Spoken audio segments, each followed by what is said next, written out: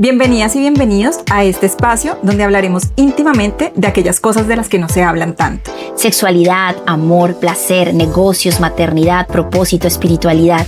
Aquí nos sumergiremos en cientos de temas que impactan nuestra intimidad y bienestar. Este es un espacio seguro para pensar, cuestionarnos, aprender y evolucionar juntas. Yo soy Lizzy Matiz. Y yo, Vanessa Matiz. Y esto es Íntimamente.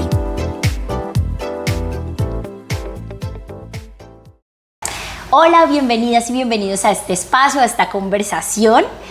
Hoy estoy muy emocionada porque vamos a hablar de el gran tema que nos atraviesa, que es la sexualidad. Claramente la sexualidad hace parte integral de nuestra vida. Ya hablamos de la sexualidad en la maternidad y habrán otros muchos temas que también involucran la sexualidad en estas conversaciones. Pero hoy el centro es la sexualidad. La sexualidad nos atraviesa en la vida. En todos los aspectos de nuestra vida, desde que nacemos hasta que morimos, y la habitamos de diferentes maneras, y esto es maravilloso. Y me gusta como lo dices, como desde que nacemos hasta que morimos, porque también a veces hay como un tabú con los asuntos sexuales que tienen que ver con las infancias, y realmente desde que un bebé nace ya hay un aspecto, una dimensión de su vida que tiene que ver con la sexualidad. Que en cada etapa pues se habla de diferentes temas, pero nosotros en este momento estamos hablando del placer, de la sexualidad en la adultez y cómo se habita un cuerpo que disfruta del placer. A mí me gusta este espacio que aquí tenemos chismecito. Y me gustaría también que nos podamos permitir hablar un poquito también de cómo la sexualidad ha atravesado nuestras vidas. Claro. Para que hoy nosotras estemos hablando abiertamente de este tema. Que bueno, para empezar, pues que podamos hablar de sexualidad en plataformas digitales, pues ha tenido que pasar todo un reto. No solo en nuestras vidas, sino históricamente muchas mujeres se han tenido que dar grandes luchas para que hoy se nos permita hablar de este tema. Pero tu historia, particularmente que eres sexóloga, incluso a mí me genera interés que sé un poquito, porque cuando yo digo a la gente, no, mi hermana es sexóloga o tenemos una tienda, la gente es como, wow, queda súper impactada. Y entonces yo quiero que nos cuentes un poquito de cómo es que, o sea, qué pasó por tu vida, qué te pasó que decidiste ser sexóloga. Creo que simplemente fue una mujer arriesgada. Bueno, la realidad es que yo soy una mujer bastante tímida. Las personas que me conocen y que me conocieron en mi infancia y en mi adolescencia saben que no soy tan extrovertida como tal vez pueden percibirme en plataformas digitales. ¿Qué me atravesó? Soy una mujer de familia comerciante y nosotros lo que iniciamos fue una venta de productos eróticos. En ese momento era un producto pues, que tenía un margen de rentabilidad bueno, pero no había casi formación. Entonces lo que me pareció interesante fue empezar a formarme para poder vender bien mis productos. Me fui encarrilando con el tema, empecé a hacer formaciones, técnicos, diplomados, estudié psicología, la especialización, la maestría, pero también me atravesó mi propia historia porque yo vengo de una familia católica en donde rezábamos el rosario y teníamos bastante tabú con muchos temas sexuales, a tal punto que tengo una primera pareja, un novio, y con esta persona teníamos intimidad con la luz apagada, y de hecho alguna vez compramos un baby doll y nunca lo utilicé. Primero se acabó la relación porque pues no tenía las habilidades comunicativas y tenía muchos tabús con mi cuerpo y con la sexualidad. Yo creo que yo he sido muy afortunada porque pues crecí en una familia donde se vendían productos eróticos, donde mi hermana estaba formándose todo el tiempo alrededor de la sexualidad, y eso pues me permitió tener una visión muy distinta a la de la mayoría de mi entorno. Sin embargo... Más natural, ¿no? Sí, como que era algo que no me impresionaba tanto. Sin embargo, pienso que incluso al principio a nosotras dos nos costaba hablar de este tema. Yo tengo como algunos recuerdos de Vanessa explicándome cosas, pero no me miraba la cara porque yo era su hermanita chiquita. De hecho, recuerdo mucho la primera conferencia que hicimos. Mi mamá nos acompañó. Yo tenía todo preparado y obvio, pues cuando uno habla de sexualidad y habla desde el placer, también hay un poco de morbo en esta comunicación. Y cuando iba a decir las cosas pensaba en, ay, ¿cómo explico esto del tal práctica y cómo lo digo? Y esto puede ser algo incómodo. Fue muy, muy incómoda la experiencia, aún teniendo el conocimiento, sí, por este vínculo que tenía con mi mamá, el respeto que tenía en ese momento. Pobre de mi mamá y mi papá. Pero bueno, quiero entonces que hablemos un poquito, como que tratemos de pensar acá qué es lo que hace que nos cueste hablar de sexualidad cuando es algo tan natural. O sea, finalmente, ya hemos dicho, desde las infancias tienen la dimensión de la sexualidad en sus vidas, claramente ya en la adultez casi todos y todas tenemos una vida sexual, o hemos tenido experiencias sexuales. ¿Por qué es tan difícil? Y tú que tenías esta formación, ¿qué hacía que fuera tan difícil hablar eso, por ejemplo, enfrente de tu hermanita o enfrente de tu mamá? Como que se cambiara el concepto de lo que podían pensar de mí.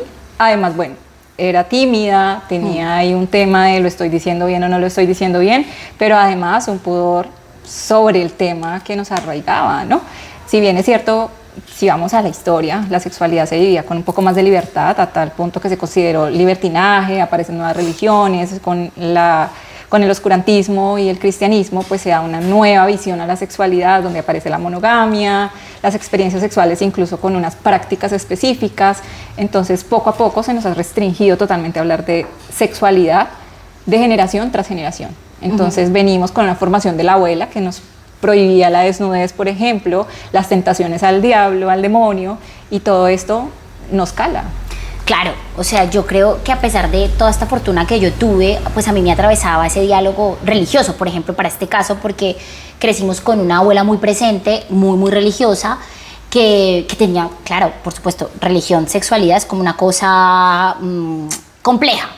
Pero aquí quiero hacer una aclaración, y es que la religión no prohíbe la sexualidad. De hecho, hay un libro bastante interesante que es El Cantar de los Cantares, que también lo utilizamos en terapia, pero básicamente no está prohibido, hay algunas restricciones, y finalmente la Biblia es escrita por personas, ¿no? No, por supuesto. Bueno, pero ese ya es todo un tema.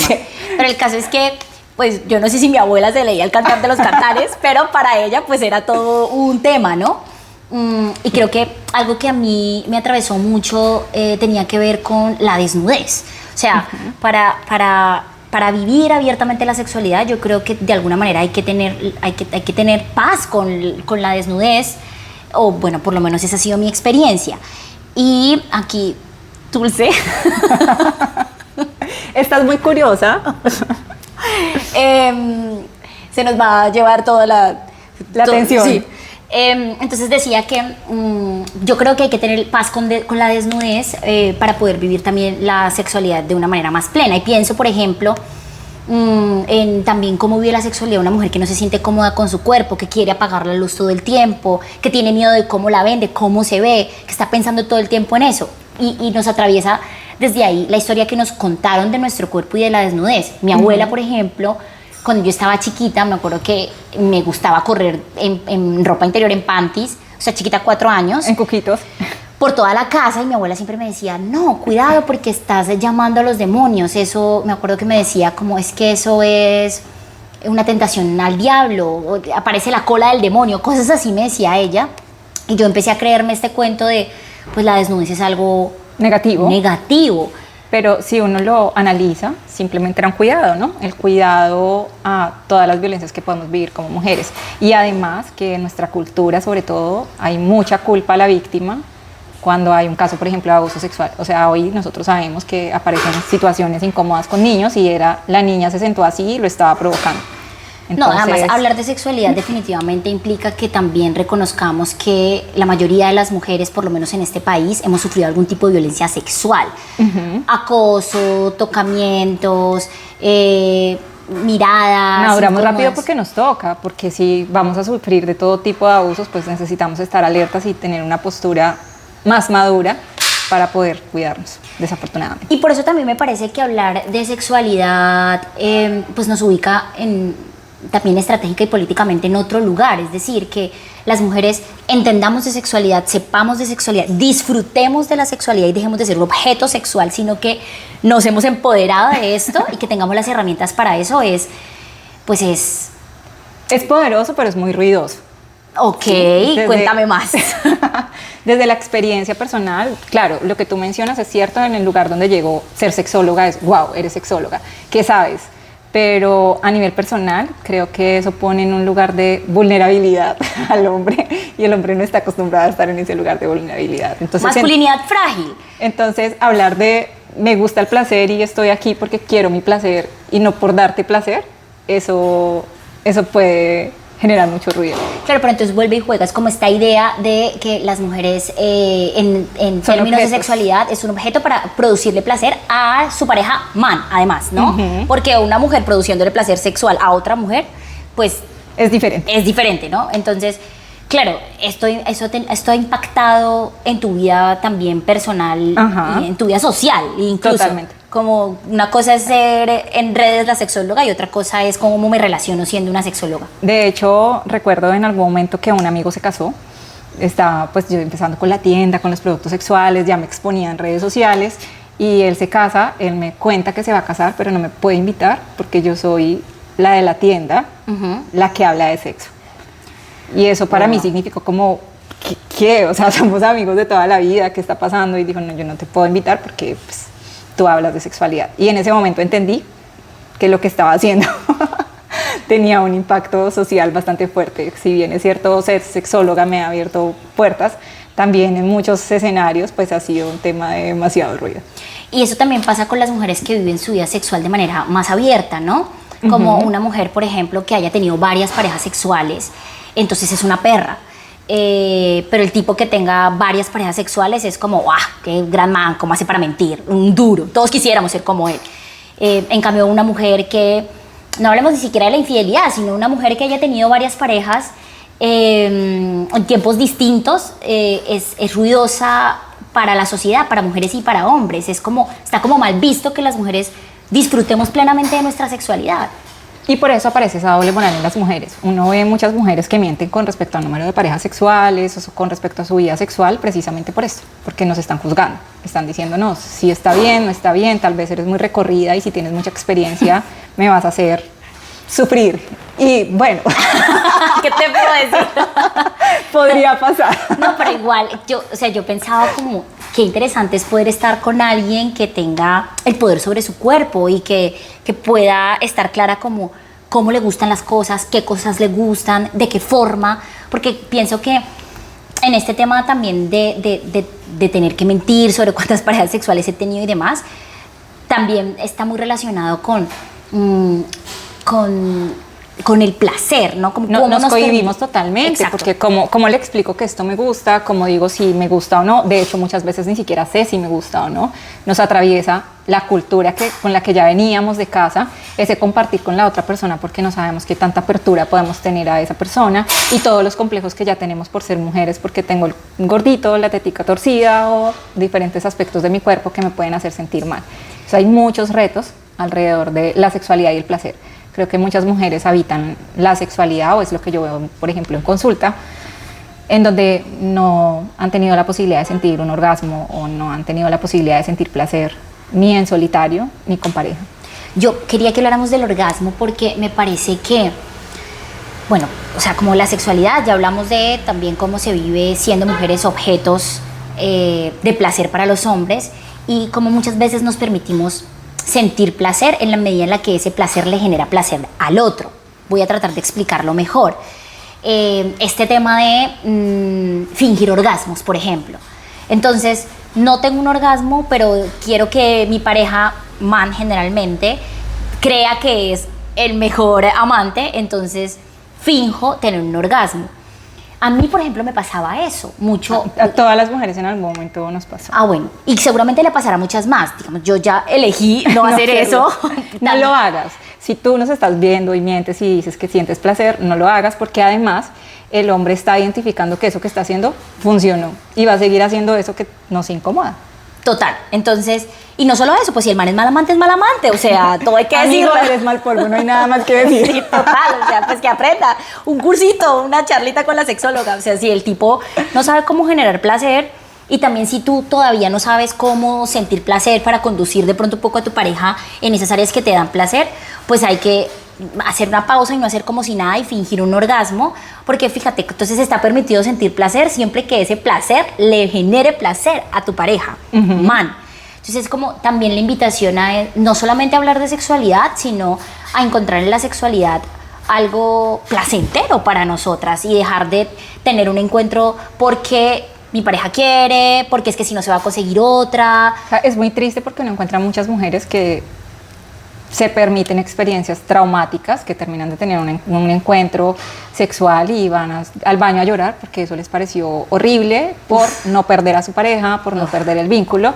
Y nosotros no solo tenemos un lenguaje verbal y el no funciona, ¿sí? Porque el cuerpo también habla y el cuerpo está hablando con toda la expresión que estamos teniendo y ninguna mujer merecería habitar ese tipo de experiencias. Uf, total. Yo creo que además, entonces, vivir una sexualidad plena está atravesado por conocer nuestro cuerpo, por supuesto, y entender qué nos genera y no placer. Y si estoy viviendo la sexualidad en pareja, comunicación con esa pareja, que esa pareja realmente sepa qué te gusta y qué no te gusta. Y no solamente asumir que a esta persona le gusta que yo finja el orgasmo o a esta persona le gusta que yo haga esta cosa o la otra, porque realmente la sexualidad es como un universo, ¿no? Todos sentimos de una manera muy distinta. Nosotros decimos que la sexualidad es como una huella digital, diferente en cada ser humano, pero aquí quiero hacer una claridad y es algo que yo me encuentro muchísimo en consulta y necesito expresarlo, y es claro, es importante conocerme para poder saber si siento o no siento placer y cómo se habita ese placer, pero además cuando la sexualidad es compartida, pues el otro hace parte. Porque generalmente cuando la mujer no siente placer, es culpa mía, es que no me conozco, y si bien es cierto en muchas oportunidades sí pasa que no me conozco, pues la otra persona hace parte del combo para poder sentirme cómoda con la sexualidad. Hay una cifra de la que tú a veces hablas que tiene que ver con el porcentaje de hombres que tienen orgasmos en comparación con las mujeres que llegan o que logran un orgasmo. Y eso creo que también es muestra de pues lo desigual que es también esta relación mujeres-hombres en lo erótico. Aparato reproductor externo, nuestro aparato reproductor interno. De hecho, esto nosotros lo seguimos haciendo en los talleres y la mayoría de mujeres no conoce su zona genital, no ha visto su cuerpo, no se relaciona bien con su cuerpo. Y eso ya marca una diferencia. Si bien es cierto, las mujeres, hay muchas mujeres que sienten orgasmos y cada vez se habla más de los orgasmos, pues evidentemente los hombres disfrutan mucho más el placer sexual. Ellos tienen eyaculaciones en la mayoría placenteras. Hay un pequeño porcentaje de hombres que podría tener una eyaculación sin tanta satisfacción. En cambio, nosotras las mujeres podemos sentir placer sin llegar al orgasmo, tener muchas experiencias que no desembocan en un orgasmo, que sería lo ideal. Eso me hace pensar, o sea, tú me decías como, claro que casi no conocemos nuestro cuerpo, pero también los hombres casi no conocen el cuerpo de las mujeres. Y recordaba algo que me salió en redes sociales, como unos tipos en un podcast diciendo, ¿sabían ustedes que las mujeres mienten sobre la menstruación? La menstruación no existe. Y yo, ¿qué? O sea, Dios mío, el desconocimiento es absoluto para siquiera pensar que nosotras hemos conspirado, todas las mujeres en el mundo, para coincidir con la gran mentira de que menstruamos porque queremos evadir trabajo. Lo vi anoche. Y evadir sexualidad con la pareja. Y yo decía, es increíble, o sea, esto es la muestra. No te conocemos, pero no te queremos conocer, amigo. O sea, es la muestra de lo perdidos que están los manes sobre el cuerpo de las mujeres. Bueno, aquí hagamos un paréntesis, que no todos los hombres. ¡Ay, no! Todos los hombres, es cierto, no todos los hombres violentan, no todos los hombres no tienen idea sobre los cuerpos de las mujeres, pero en su mayoría. Pero 62 millones están consumiendo. Pero 62 millones de hombres están consumiendo un contenido en donde les están enseñando cómo violar a sus parejas. O sea, entonces, ¿cuál es la sexualidad que están viviendo los hombres y cuál es la sexualidad que estamos viviendo las mujeres?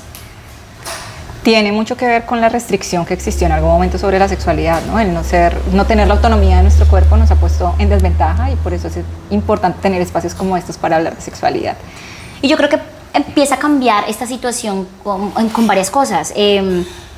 Consumiendo contenido, ojalá curado, sobre sexualidad en redes sociales, porque uno encuentra de todo a cualquier persona. Que no te digan que la menstruación no existe, por ejemplo. Sí, o que no te digan que si no sientes placer es tu culpa, porque tampoco es cierto. Para empezar, puede ser culpa de tu pareja, pero entre otras cosas tiene que ver con la historia que nos es corresponsabilidad. Total. Pero también, por otro lado, empezar a tener conversaciones cotidianas sobre este tema. Yo a veces pongo la conversación sobre la mesa con mis amigas y resulta incómodo. O sea, es raro para un grupo de mujeres hablar de sexualidad abiertamente, y mucho más allá del chisme de me comí con tal, sino realmente de sexualidad. De sexualidad. De placer, de orgasmos, de experiencias. Tengo retos con esta experiencia sexual. O incluso cuando no hay sexualidad, porque uno reconoce muchas parejas que tú pensarías que tienen una vida sexual muy activa, porque también aquí hay un mito, ¿no? Si la persona es muy activa, si es muy eufórica, tal vez tiene el mejor sexo de su vida, y no es siempre cierto. Entonces uno encuentra parejas que no tienen intimidad y aún así mienten en los grupos diciendo que tienen la vida sexual más activa del mundo y tienen 2, 3, 4 años sin tener un encuentro sexual. Como los tipos, diciendo que tienen encuentros sexuales todo el tiempo, que han tenido no sé cuántas parejas y puede ser que solo consuman el contenido de redes sociales. Vane, yo quería preguntarte entonces, ahorita que te escuché, como que se me ocurrió pensar, ¿será que a la gente se le nota cuando tiene una buena vida sexual?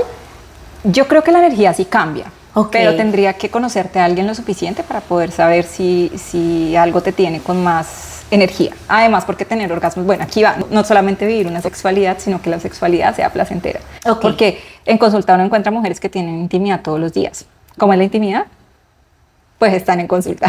Okay. Porque no es placentera. Entonces, cuando hay placer y sobre todo orgasmos para nosotras las mujeres, hay dopamina, serotonina, oxitocina, nosotras estamos casi que en un momento de éxtasis, muy enamoradas de la experiencia y eso es positivo y claro, si tú me conoces en un estado natural, un poco más plana, pues esto me va a llevar a una dosis emocional diferente.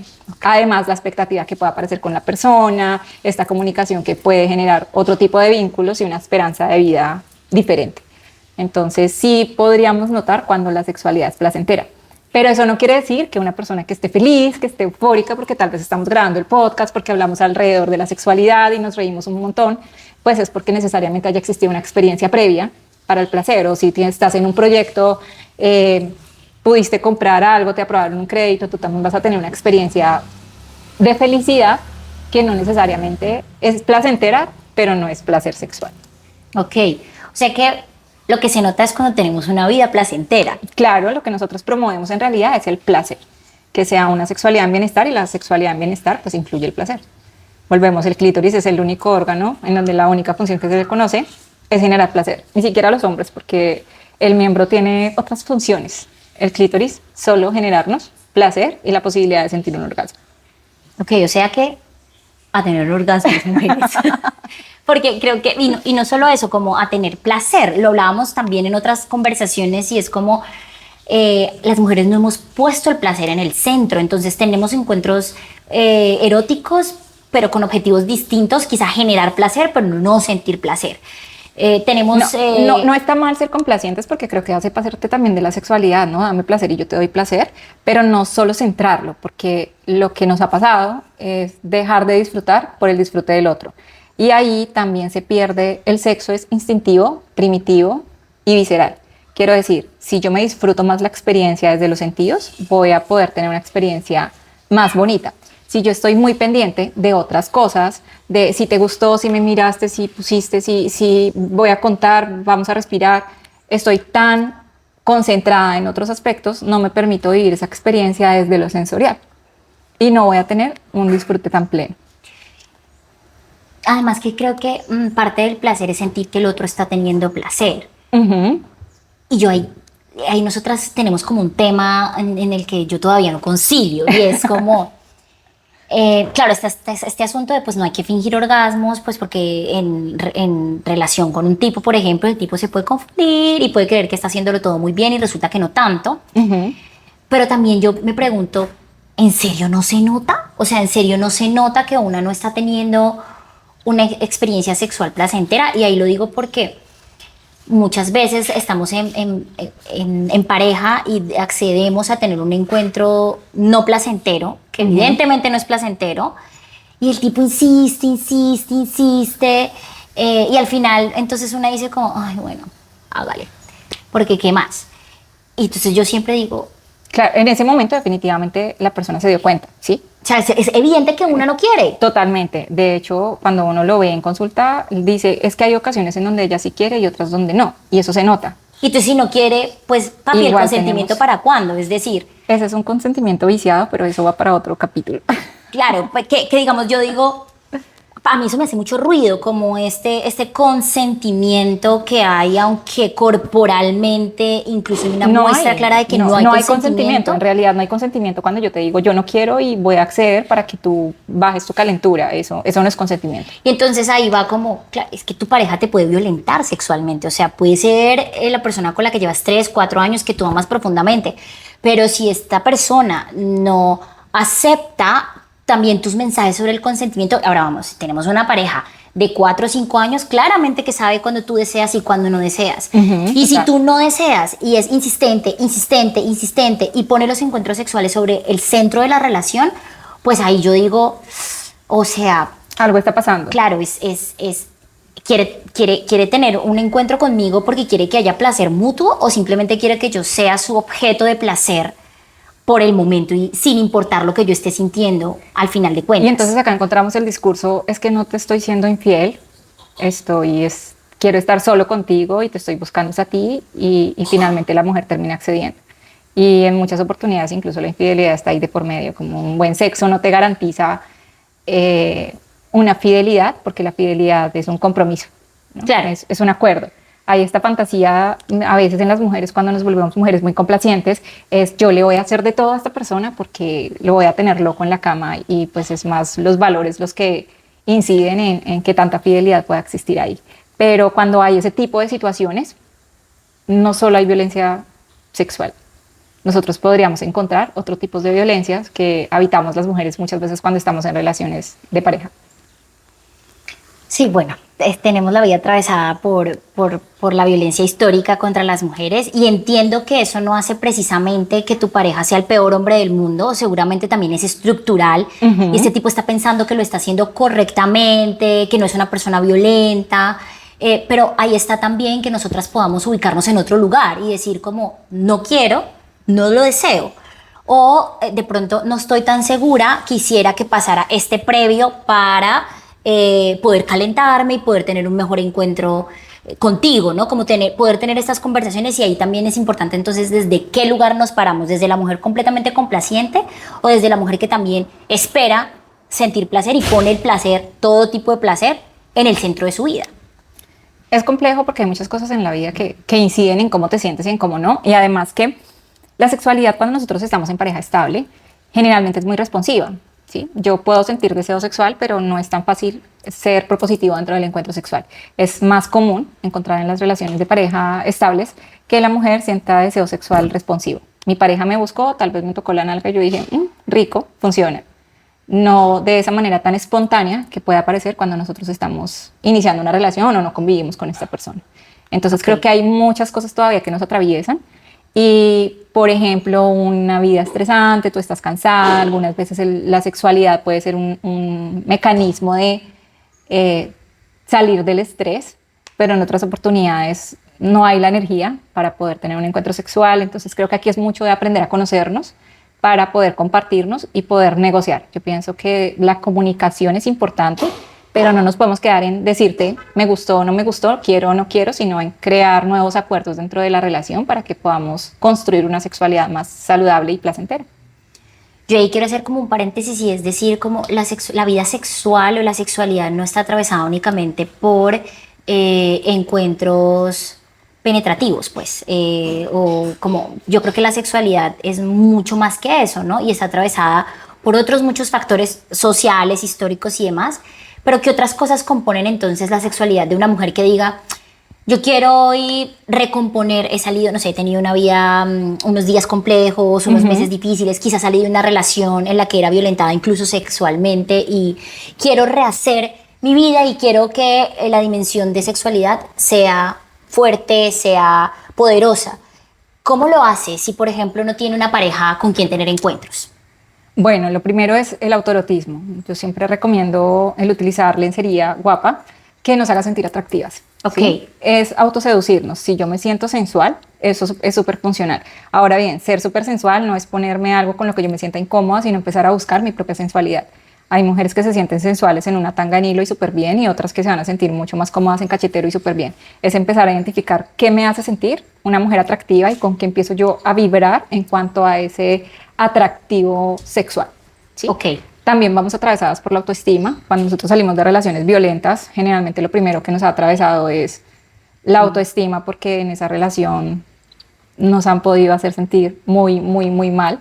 Entonces es empezar a trabajar en mí y en lo poderosa que puedo ser, porque la sexualidad no es solo la fricción rítmica en los genitales, la sexualidad incluye intimidad, placer, empezar a conectar con los placeres de la vida, el cafecito, lo rico que se disfruta, el poder ser un poco más conscientes de los sentidos y de cómo nos habitamos en el día a día, ¿sí?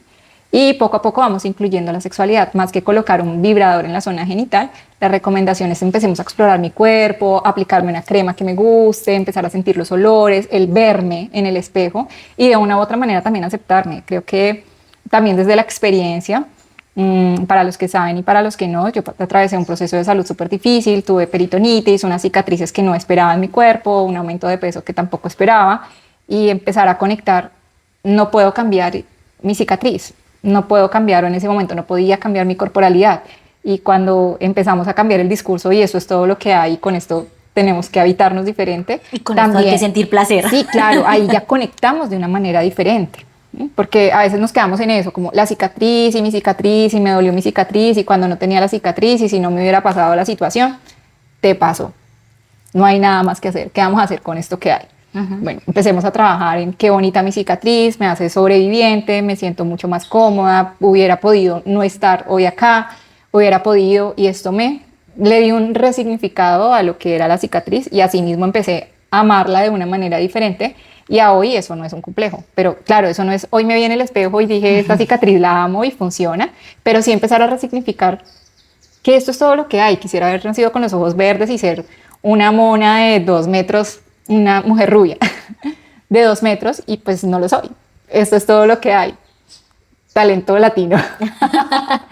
Yo creo, mientras te escucho también pienso, por ejemplo, las mujeres que hemos atravesado la maternidad, que creo que también reencontrar, o sea, como verse en el espejo y verse una mujer sensual después de todos los cambios que el cuerpo ha tenido, entonces un cuerpo más grande, estrías, quizá la cicatriz de la cesárea, además una mujer cansada, lactando, como, uy, es que lo pienso y me rompe un poquito el corazón, o sea, como pienso o sea, en mi experiencia y en la de mis amigas cercanas, porque es que maternar es muy duro. Y digamos, por lo menos para mí la experiencia de los primeros 40 días, o sea, sigue siendo duro, pero como que al principio yo me sentía como en una burbuja, como en otra dimensión. Es muy, muy duro. Y además ponernos esta carga de, además tengo que tener una dimensión sexual súper pro, no solamente por mi pareja, sino por mí. Es como también todo a su tiempo, ¿no? Como todo lo que necesites tú para estar mejor va a impactar al final en tu vida, en tu dimensión sexual. Entonces es como, démonos amorcito y vamos poco a poco. A mí este ejercicio del espejo, por ejemplo, me ha funcionado mucho. Es como verme en el espejo y yo solía verme muy desde la pierna, no sé qué. Ay, este gordito, no soy lo suficientemente Eso plana. hacemos las mujeres. Además que todo el tiempo el consumo de redes sociales y la publicidad estaba atravesada por todos los errores que podemos tener. O sea, recuerdo la primera vez que vi la publicación de, bueno, hablo de sexualidad, entonces me salen cosas de sexualidad, como aclarar la zona anal. Y yo dije, ¿será que la tengo muy oscura? Nunca me lo había planteado. ¿Será que lo necesito? Y me tomé el tiempo de verme en el espejo y dije, ¿será que todo lo tiene en negro? Y así empecé a ser un poco más consciente de lo que nos venden. Y entonces ahora está este tema de las cejas súper gruesas y uno dice, ¿será que mis cejas son muy delgadas? Y entonces nos venden el producto para las canas, que es un tema también con el que me atraviesa, pero lo contaremos luego. Y ¿será que me veo muy vieja con las canas? Y están las uñas largas y ¿será que mis uñas son acordes? Y siempre nos estamos cuestionando sobre todo esto que nos están contando en redes sociales, que es lo nuevo y lo novedoso. Entonces ahora ya ha sido... Y lo correcto, ¿no? Claro, lo aceptado socialmente. Entonces lo correcto, cómo tenemos que lucir, cómo tenemos que tener una vida sexual, o sea, de qué forma, que es para el placer del otro, qué tantas parejas podemos tener, mucho más si eres madre o si has pasado una situación de salud, como usted se está recuperando, ¿usted qué va a pensar en eso? O usted está siendo madre, usted ya nadie más la va a querer, su única pareja. Pero esto también es curioso porque si tú eres una mujer casada, o sea, recupérate rápido porque hay que vivir la sexualidad. Y si tú eres una mujer que no eres casada y estás habitando una soltería y maternando, eso no es para ti. O sea, espérate porque el mundo tiene que seguir y pausa tu vida por ser mamá.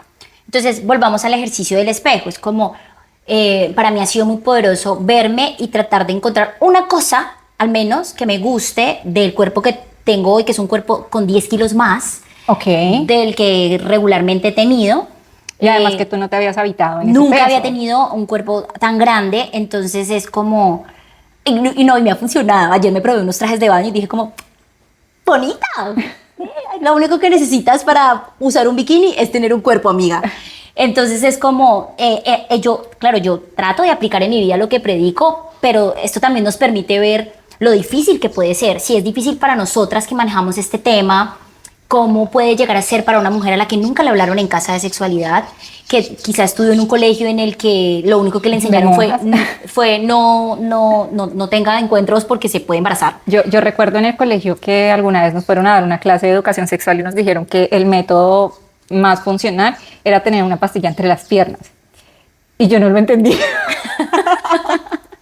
Y yo decía, pero ¿cómo funciona la pastilla? Pucha. Y yo fui y le pregunté a la profe, ¿no? Y la profe se enojó, pero me explicó que era que si uno ponía tenía las piernitas cerradas. Las piernas cerradas. Claro, o sea, como si para nosotras que hablamos de este tema regularmente, que tenemos una tienda, etcétera, etcétera, puede llegar a ser confrontador, ¿cuánto lo puede llegar a ser para una mujer que nunca habla de esto con nadie? Mucho más. Que incluso solamente encuentra en redes sociales qué es lo que debería y no debería hacer, y solamente ha hablado con su pareja, que además que puede ser un tipo medianamente violento, sobre cómo debería ella comportarse en este aspecto de su vida. Entonces, como que esta también sea la invitación para decirles, a todas nos ha costado de alguna manera nuestra dimensión en la sexualidad, debemos hacernos cargo de ella, porque se lo debemos también a todas las mujeres que han luchado históricamente por nuestros derechos. Hoy el placer sexual es un derecho humano y todas tenemos derecho a sentir placer. Entonces pongan eso en el centro de su vida y hagan los ejercicios prácticos, tranquilos y cotidianos para mejorar su autoestima. ¿Qué más? O sea, quiero que como que aprovechemos este espacio para una mujer que diga, yo no sé cómo hacer eso. Danos tú como experta algunos tips. A veces cuando hacemos este ejercicio por primera vez de vernos en el espejo, la sensación es, no tengo nada bueno que decirme. Entonces la recomendación es hacerse una carta con todas aquellas características que consideres positivas tuyas. No solamente desde lo físico. Soy una mujer inteligente, soy una mujer que ha podido con esto, que ha podido con aquello, que se pueda decir aquellas cosas que pueden ser funcionales y que otras cosas te gustan. Me gusta mi cabello, me gustan mis piernas, me gusta, y empezar a decir las cosas que te gustan mientras empiezas a conectar. Al principio puede sentirse algo tonto verse al espejo y empezar a decirse cosas, pero termina siendo muy poderoso.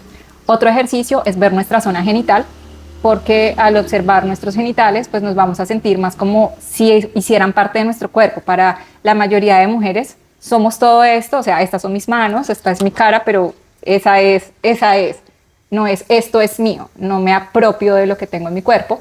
Entonces vernos también la zona genital termina siendo muy funcional. Una recomendación es que depende, porque si la persona acaba de salir de una relación tóxica, no funciona. Estoy pensando. Ok, pero no importa, lánzalo. Como recordar un encuentro sexual que haya sido placentero. Okay. Porque esto nos permite conectar. Si es tu ex reciente y estás canjeando, no lo hagas. Ok.